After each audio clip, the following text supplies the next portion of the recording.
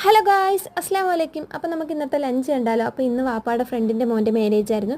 ഹിന്ദുസിൻ്റെ marriage ആയിരുന്നു. മെയിനായിട്ട് സദ്യയല്ലേ, ഒരുപാട് തിരക്കുണ്ടായിരുന്നു. തിരക്കിൻ്റെ ഇടയിൽ നമ്മൾ സദ്യ കഴിക്കാൻ ഫൈനലി കയറിയിട്ടുണ്ട്.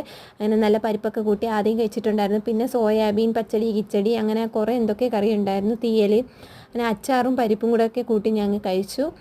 ഇനി നല്ല ഇഷ്ടപ്പെട്ടു. പിന്നെ സാമ്പാർ വന്നിട്ടുണ്ടായിരുന്നു. ഈ ഒരു സാമ്പാർ നല്ല പ്രത്യേക ടേസ്റ്റ് ആയിരുന്നു, വീട്ടിലുണ്ടാക്കണ പോലെയൊന്നുമല്ല.